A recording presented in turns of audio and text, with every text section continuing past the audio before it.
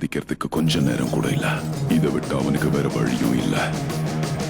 அப்படின்னா நைன் டேல்ஸை என்ன பண்றது? நீதான் வேட்டையாடணும் ஒரு தலைவனா.